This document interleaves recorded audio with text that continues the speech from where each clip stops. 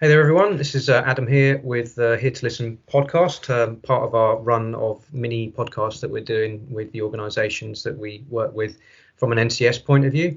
I'm here with Jack Cassidy, who's with the Football Academy. Hi, Jack. All right. So the normal sort of run-of-the-mill podcast that I normally do is finding out about the organisations, the sort of most of them are very national ones, but I've got in front of me someone, sounds like you started it. Would that be fair to say that you kind of kicked it off yourself? We actually started in 2018, so September 2018 was our first academic year. Mm-hmm. And we're currently just in Bedford at the moment, so it's that's the area in which I'm from. So we're currently we're not national very much, sort of associated with Bedford. But I suppose all those nationals would have started somewhere. I do like the idea of these things that are begun and then they kind of grow over time. So I heard you say that you offer alternative provision, and I know what that means, but I think a lot of people don't tend to know really what that means, particularly some of our young people. Could you say a little bit about what the organisation offers and who it supports? We're just a different type of education post-16. So whereby at the end of year 11, students can decide to go to college, decide to go to sixth form, and various other options like that. We're just an extension of one of those options. Mm-hmm. So we actually offer a BTEC in sport course where you can combine it with your football studies. And the reason that we like to use the word alternative is you can go and do a BTEC course at many educational institutions. But the reason we feel we're quite unique is the relationship that we actually build up with the learner. So we actually have 2 members of staff to a class size, so 22 students to 2 members of staff. So we only operate with year 12 and year 13. That's a total of 44 students. So we really can get to know the strengths and weaknesses of each individual and really help and support them. We sort of have 3 main pillars to what we do. It's the first one is the personal development of the student. Then it's their educational development, and then it's their football development. And really, we use the football to develop sort of leadership skills and life skills that they can take into the workplace. It's not using the football because they're going to become a professional footballer. We very much relate the football to the workplace and put that real emphasis on, the studies clearly show that involving exercise and education can release endorphins, which help with studies. So we've just found it a really good mix and a really good blend. And coming out of the school environment into our own off-site environment, we've had some really good success stories with lads that may have been disengaged at school that have gone on to achieve with us. Mm. You mentioned earlier about working with the strengths and the weaknesses of your students. Have you found any kind of commonalities? I hasten the word, let's call them challenges rather than weaknesses, perhaps. But, have you seen themes with young people that come to you that you can support? All ourselves strengths-based. So the first thing we do when the students walk in on the first day is we want to know what you can do, not what you can't do. Because sometimes they've had a very negative experience with education and within schools, and we don't want to judge them by that slip of paper that they get for their GCSE results. So it's very much right. What can you do, and what do you think you are good at? I don't know. I don't want to know what you think you can't do, because we'll be able to change your mindset on that. Because we feel that I bet you can do a lot of those things that you think you can't.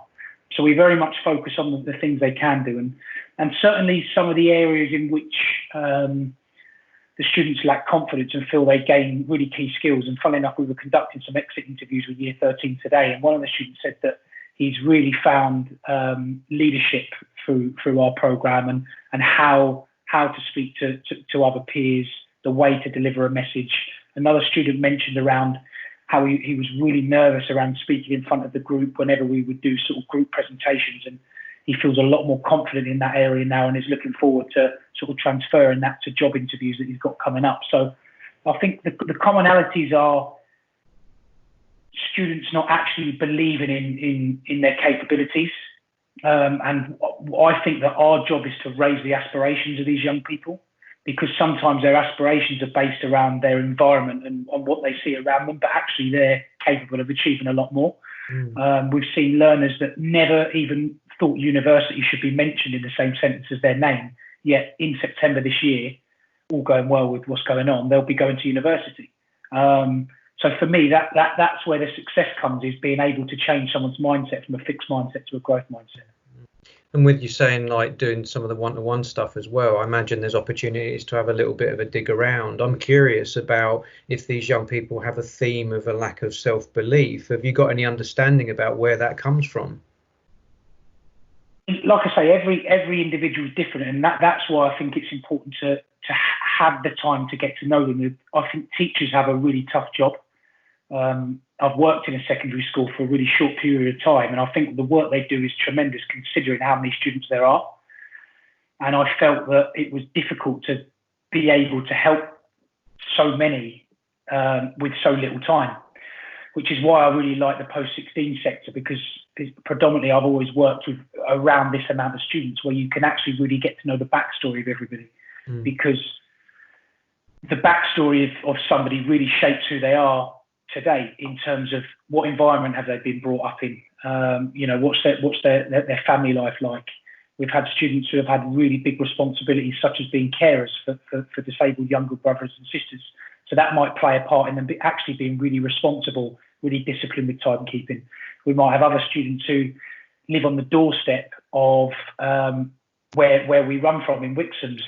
Therefore, actually, believe it or not, sometimes they turn up late because it's so easy to roll out of bed. And so it's really getting to know that backstory. And in terms of the commonalities, sometimes we find that there's a link between what their perception was of education before they joined, and a link between the relationship that they might have with parents at home, and what responsibilities they may or may not have been given at that young age, depending on sort of where they are in terms of their sort of maturity. It sounds like in particular the example you gave of young carers is I've worked with young carers before, and there's a common theme about the prioritizing. The priorities are the home life, and how the ones that I spoke to never really thought about their future. It's almost like they couldn't afford to. It wasn't a luxury that they had. They were just caring for other individuals. And it sounds like by coming on this program, you're presenting this idea that there is a future, there is things that you can achieve, there is skills that you've gained. It is interesting that you highlighted that as well, that you might be a young carer and they may see that as a huge disadvantage, but what you said was, as a result, they're quite disciplined, they're quite organized, they're probably quite sensitive to other people's needs, and there's certainly, it sounds like you reframe it to be an advantage. Yeah, I think that no matter what your home situation is, there's a way that you can reframe it to actually say, well, what has this situation allowed me to become? So, okay, I've been dealt this hand, often through no fault of the student themselves. Of course, if for example, if parents separate and suddenly a young lad is now the man of the house, that's another thing that we have with a few of our learners. And well, actually, no, that has enabled you now. You have really good, strong values in area X, Y, and Z. So it's a strength. Now you can turn those strengths to make them super strengths, what we call them, and actually shapes who you are and what you could potentially go on to achieve. And the young carer that I mentioned, he's actually going to university in September, which is fantastic, because at some point he has to understand that, he's got a life to lead as well. He's still a very young man in terms of being 18 years old, or probably just turning 18 in the coming month. So, and it also fills me when we spoke about uni, he will be able to handle that workload because he will manage his diary really well, because he's had to his whole life. Somebody who hasn't had to manage their diary might not be so good in that area, but they might have super strengths in other areas. So I think, like you say, the key is reframing it and getting to be, I think we have to be really honest with the students and staff, and they have to be really honest with themselves as well. And we sort of, on the first day, we have that real open and honest agreement that that's how it's going to be for the 2 years, because I feel that's the best way to get the best out of students and really sort of raise their aspirations in what they can go on to achieve. Yeah, and there's an idea, I think, through the prism of football, like you were saying, with I look at a football pitch and I think about the skills that can be generated. You mentioned about leadership earlier, and it reminded me of a group that I've run before where we didn't teach leadership skills, but it was fascinating watching the leader emerge, if you get one. I'm sure you've seen it before. They don't set themselves up to be a leader. They just seem to just gravitate towards that position. And I think you need to provide a sort of forum, an environment for people to be able to discover that about themselves. Is key in anything that we do, and because I'm a big believer that I think some leadership traits are potentially born, but I certainly think leaders can be made as well. So, for example, you're right. We might, and it's understanding your environment. We might have a group of 10 students, and I might say, right, there's the instructions on a bit of flip chart paper. Off you go, organise yourselves. Naturally, you'll see certain leaders come to the forefront, and we can observe that. But there'll also be a couple in the group that potentially do have the capabilities of becoming a leader, but because of the others, subconsciously, they actually are quite withdrawn. So that's not a problem, but it's for us understanding that and going, actually, today, Johnny, you're leading the group. Johnny's actually in charge. There's your instructions, and off you go. So actually providing them a platform where they feel comfortable to develop those leadership skills. So we've done it like that, where we've actually assigned certain roles to certain individuals. We've done it where we just allow the environment to take shape and have a watch. We had some long-term injuries in the group, which is really tough when you're on a football program. So what we did, we actually had 4 injured players and we had 2 fixtures that day. So as coaches, the day before, we pulled the lads in while we're in an education setting. We said, right, you two, manager and assistant of this team, your manager and assistant of the other team, because we have 2 squads. You're taking the team tomorrow. The coaches will be there, so we're there for any medical emergency, safeguard, anything like that. In terms of the running of the games, you're taking the games. Don't ask us about subs. Don't ask us about anything. You're in charge. You're going to run it from the warm-up all the way through the 90-minute game to the debrief. They were outstanding. But the thing is, if we don't allow them and give them the platform to do that, how do we know that they've got the skills to do that? And arguably, they were 2 of the most smoothly run games I've seen at college football level, yet the staff were standing in between the 2 pitches on the other side watching the games and just watching it unfold and providing feedback at the end. You can see the development in action by the sound of it. It's provide opportunities. It's key. How do you gain experience if you're not giving them experience in certain areas? We have a lot of students go, oh, I want to apply for a job, but I don't have a CV because I haven't got any work experience. I don't have any experience, but you do have experience because every day you're working as part of a team. Every day you're developing leadership skills. Every day you're developing presentation skills. You could write a book on the stuff that you're getting from this college course that you can then relate to the workplace. So someone is bound to give you an opportunity on the base of that. Mm-hmm. I'll be honest, never been a fan of football. It's not really in my sort of history, if you like, but I've always been into psychology, and like from an outside looking in, I think about the opportunities that the team offers, like we were saying earlier, the leaders emerge. There's also, you kind of linked it to the workplace, and I think there must be, I'd assume, some opportunities to like notice when people are struggling, seeing deficits within the team, and then identifying those and then bringing them into the fore. There must be drawing on people's skills that maybe other people don't have quite so much of. There must be so much going on in an individual team. Would that be right? The key thing for us is we relate everything because of the environment we're in. We're in an educational setting. It just so happens within our educational setting, we have football attached to our program. We're very, very different to, say, a professional club where the student's main aim would be becoming a professional footballer. Our students are combining their education and using the football to enhance their education. Mm-hmm. So we relate all of the football side of things to the education and to the workplace, more importantly. So what the key things for us is when we're talking about teamwork and integrating the team skills into the workplace, we say, well, you may be in the future in a room and you're a salesman and you've got 20 people working towards that one target that's on the whiteboard at the front of the room. That's really similar. you might be a manager in charge of a shop and you've got a sales target. How are you going to motivate your team to achieve that sales target? So that might be a captain of a football team. How are you going to motivate them to work hard to try and win that football match? So we really try and relate all of the football stuff back to the life skills and the core values that we really embed within the program. How long is the program?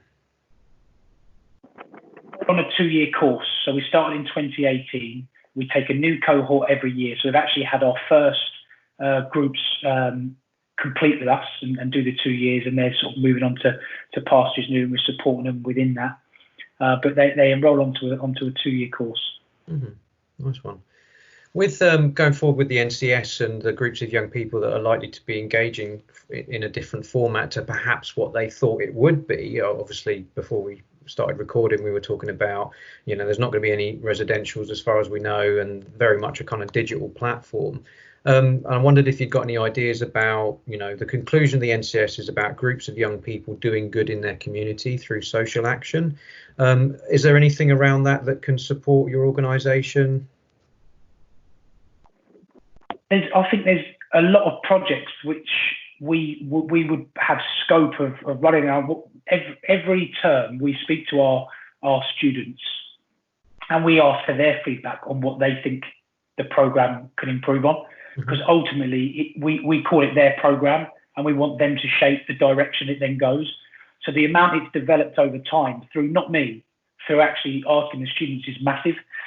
And there's plenty of ideas that the students come up with, and that I would always welcome from any external students that wanted to sort of almost use this as a platform to run any sort of projects. I'm really interested in us potentially getting out there and doing some more work within the community, and maybe marrying it together with some other organisations and providing a platform for our students to go out and do community work. So I'm really, really open to whether it be external students, current students approaching us, and even if they're not, like I say, an enrolled student, talking to us about different ideas that they may have where we could sort of align with other organisations to really strengthen and offer other opportunities for our students. Could one of the examples be, I'm looking like lockdown or not, that they kind of create a session? I don't know, would there be something scope for that where they might have observed maybe or thought that they could support your group with a certain activity and something that they formulate, I don't know, about a session or a day, I don't know, would that be something that maybe they could do? It might be somebody that wants to run some physical activity that they could do via a video platform like this, or Zoom we've been using. So it might be that they could run that. It might be that there might be some sessions that like we're talking now on video that they want to run and speak through with some of our students. Anything like that, from small groups to large groups.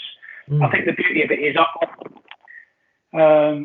although I don't consider myself old yet, but when I'm with the young people, they do make you feel old. And actually, the amount of ideas that they come up with themselves is amazing, and stuff that I, as the founder of the company, go, wow, I didn't think of that. So I think young people are always going to play a part in, even if you look at the top organisations, I'm sure the Googles, the real sort of companies that innovate all the time, there'll be young people at the forefront of these big corporate organisations coming up with the ideas and bringing new ideas to the table all the time. Before we started recording, you talked about your concern that once the young people finish their programme, or in line with the lockdown, the challenges around staying motivated and staying connected with the programme. And I was just thinking, wouldn't it be a nice social action project that some of the young people on the NCS kind of carry the torch a bit? They may not be directly engaged with you, but here is a link, or here is a Zoom platform that's been organised at this time on this day. We're going to talk, what you're going to do today. It could be let's form a plan for the day, and then they maybe connect at the end of the day through Zoom and go, how did you get on? Maybe a little bit of mentory type stuff, perhaps. We're constantly in touch with the students, but I do think that like anything, you know how it is when you're growing up, and sometimes your parents are nagging you about certain things, and then suddenly we know what they're saying is correct, but we choose to ignore it. And I'm really conscious that we have a lot of guest speakers that we bring in to deliver similar messages, but just the power of it coming through somebody different, I think makes a big difference. So anything like that, I think would be an idea, just to really maintain sort of good habits, good standards that they would have when the program is there. If we talk pre-COVID-19, we're talking about a really good structure of the day. We actually start at 8 in the morning and finish at 3. So, boys are getting up 6:30, 7 o'clock. That's preparing them for the working world. Like we were just talking about earlier. Now, tomorrow when they wake up, in a young person's mind, what are they waking up for? So therefore, but getting them to understand the importance of structure to the day, and just sort of trying to plan a little bit of your day. It might be for this hour, I'm waking up at this time, I'm doing a little bit of physical exercise. For this hour, I'm going to focus on researching this because that links to the career I might want to do. It might even just be 2 or 3 hours of structure, and then in the afternoon you're relaxing and watching your series on Netflix or enjoying the sun, because I think that's really important as well. But just having some sort of structure just to continue those good habits. Yeah, nice one. Yeah, that sounds like some good ideas there, actually. Those that are interested, are you happy to be the single point of contact? I can put all the details in the comments of the YouTube clip, but would you prefer direct email or your own mobile number, or what?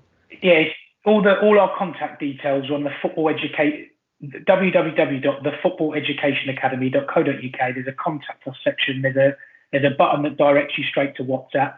There's all the social media platforms. And there's an email info@thefootballeducationacademy.co.uk. Anyone that gets in touch, you'll get a reply, very soon. Okay, cool. I'll be sure to include all of that. And thanks very much for including that in the email you sent me.